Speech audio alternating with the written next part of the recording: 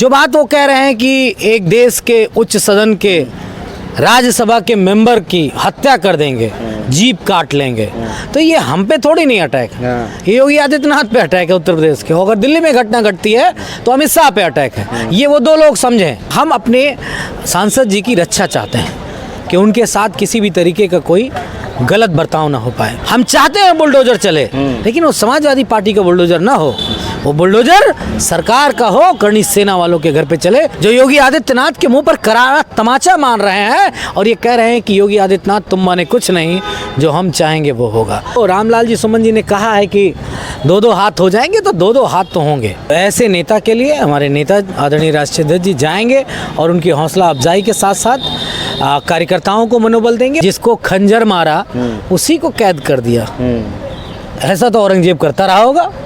तो क्या Yogi Adityanath ji dash dash dash है क्या? समाजवादी पार्टी और करणी सेना का विवाद अब लगातार बढ़ता जा रहा है। राज्यसभा सांसद रामजीलाल सुमन ने अब साफ कह दिया है कि अखिलेश यादव 19 तारीख को आएंगे और करणी सेना कर ले दो दो हाथ। हमारे साथ बात करने के लिए समाजवादी पार्टी के राष्ट्रीय प्रवक्ता मनोज यादव जी हैं। मनोज जी, क्या कुछ तैयारी है 19 तारीख की? हमारे नेता आदरणीय राष्ट्रीय अध्यक्ष श्री अखिलेश यादव जी आगरा जाएंगे और हमारी पार्टी के शानदार जानदार नेता आदरणीय रामजीलाल सुमन जी की हौसला अफजाई करेंगे। उन्होंने डबल इंजन की सरकार और एक बहुत बड़ी कोई सेना है, उसके डरने का माहौल, खौफ पैदा करने का, आतंक पैदा करने का माहौल के बीच में भी आज उन्होंने एक कदम, एक इंच भी पीछे नहीं रखा।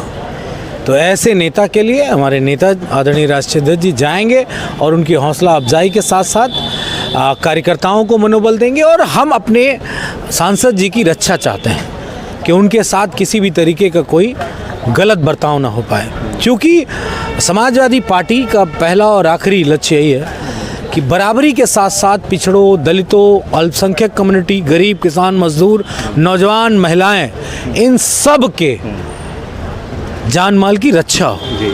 अगर कुछ ना मिल सके तो कम से कम ज़िंदगी तो उनकी अच्छी रहे, तो उन सब चीज़ों को किया जाएगा। और जो रामलाल जी सुमन जी ने कहा है कि दो दो हाथ हो जाएंगे, तो दो दो हाथ तो होंगे, लेकिन दो दो हाथ हिंसात्मक नहीं होंगे।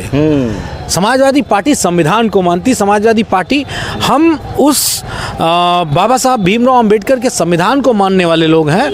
हम हर चीज़ दायरे में रह के करना चाहते हैं। हम चाहते हैं कि लाठियाँ चलें, हम चाहते हैं कि लाठियाँ चलें, लेकिन लाठियाँ पुलिस की हों और जिन पे चले वो करणी सेना वाले हों।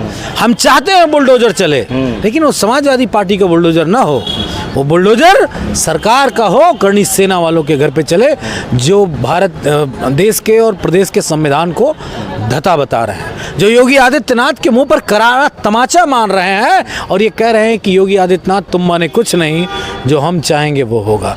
तो अब योगी आदित्यनाथ जी को भी तय करना है। हम दो दो हाथ इस बात का करेंगे, आपके हर तीखे सवाल का जवाब देंगे।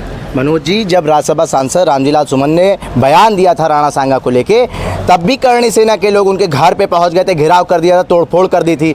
आप करणी सेना वाले कह रहे हैं माफ़ी मांगने का टाइम दिया था, वो ख़त्म हो गया है। अब जो स्थिति होगी वो हम देखेंगे, हम समझेंगे। माफ़ी का टाइम ख़त्म। अखिलेश यादव को गोली मारने की बात कर रहे हैं और रामजीलाल सुमन से कह रहे हैं कि हम सर कलम कर देंगे। हम लोग कोई सावरकर हुआ करते थे, उनके वंशज नहीं हैं। हम लोग भगवान कृष्ण के वंशज हैं। 99 गलतियां माफ़ कर देते हैं। तो पता होगा ना, इतिहास के पन्नों में पढ़ा है कि भगवान श्री कृष्ण ने 99 गलतियां माफ़ की थी, सभी भी माफ़ कर दी थी, लेकिन 101वीं गलती नहीं माफ़ की थी। तो हम लोग वो हैं जो बहुत बर्दाश्त करते हैं और बर्दाश्त करेंगे। जो बात वो कह रहे हैं कि एक देश के उच्च सदन के राज्यसभा के मेंबर की हत्या कर देंगे, जीप काट लेंगे, तो ये हम पे थोड़ी नहीं अटैक है, ये योगी आदित्यनाथ पे अटैक है उत्तर प्रदेश के। अगर दिल्ली में घटना घटती है तो अमित शाह पे अटैक है। ये वो दो लोग समझें। हम लोग तो अपने सांसद की रक्षा सुरक्षा कर लेंगे। और अगर दौर को याद करना चाहते हैं ये लोग कि कोई फूलन देवी की हत्या कर देगा और फिर कोई उनकी विचार की सरकार उसको नांग के अफगानिस्तान भेज देगी और 2 दशक के बाद वो वापस आएगा और कोई कुछ नहीं बोलेगा। तो दौर और समय बदल चुका है। अभी बहुत सारे लोग आ गए हैं। लेकिन करणी सेना के लोग आगरा में 80,000 की तादाद में इकट्ठा हुए, हाथों में नंगी तलवारें लेके टहल रहे थे और कह रहे थे कि अब माफ़ी का टाइम निकल चुका है। इतनी बड़ी तादाद में वहाँ पे पहुँचते हैं और हाथों में तलवार लिए रहते हैं, लेकिन प्रशासन उनके ऊपर कोई कार्रवाई नहीं करता। ये भी तो एक सवाल है। बुआ सब भतीजे थे, भाई थे, चाचा थे, तो कैसे सरकार उठा लेगी? अब पता चल गया भाई भतीजावाद कहाँ होता है। आपके चैनल के माध्यम से योगी आदित्यनाथ जी से कह रहा हूँ, इससे अच्छा भाई भतीजावाद का उदाहरण उत्तर प्रदेश नहीं देश में नहीं हो सकता।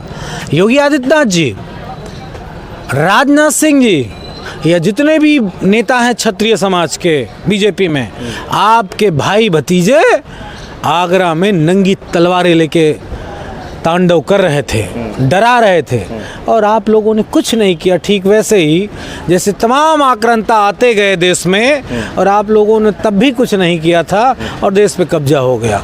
मनोज जी, भारतीय जनता पार्टी के जो समर्थक हैं वो कह रहे हैं कि अखिलेश यादव 19 तारीख को आग में घी डालने जा रहे हैं।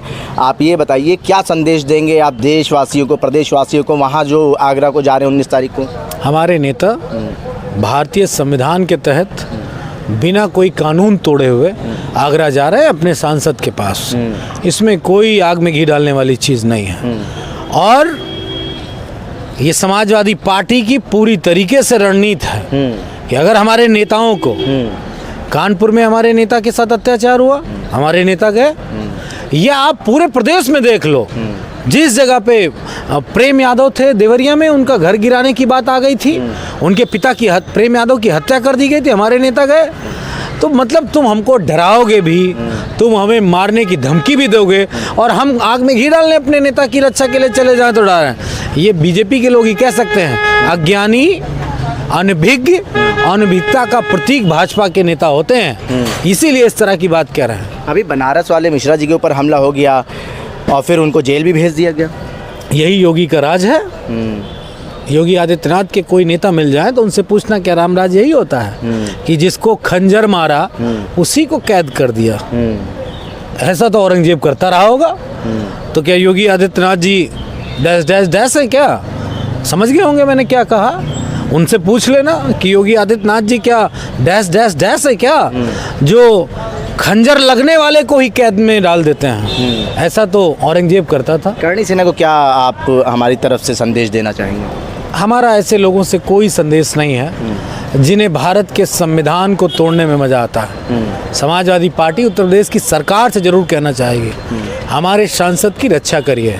अगर हमारे सांसद को कुछ हुआ तो उसका सीधा आरोप योगी आदित्यनाथ पे जाएगा। एक आखिरी सवाल, बहुजन समाज पार्टी के तमाम नेता जो हैं वो समाजवादी पार्टी ज्वाइन कर रहे हैं, क्या कुछ रणनीति तैयार हो रही है दलितों को लेके? क्या कुछ रणनीति तैयार हो रही है 27 को लेके? देश बचाओ, बाबा साहब भीमराव अंबेडकर का संविधान बचाओ, और किस तरीके से हम इस देश के अक़लियत के लोगों के, दलित समाज के लोगों के, आदिवासी समाज के लोगों के और पिछड़े समाज के लोगों के, और अगड़ों में भी जो पीछे रह गए, उन सब की कैसे जान माल की रक्षा करें, यही समाजवादी पार्टी की स्ट्रेटजी है।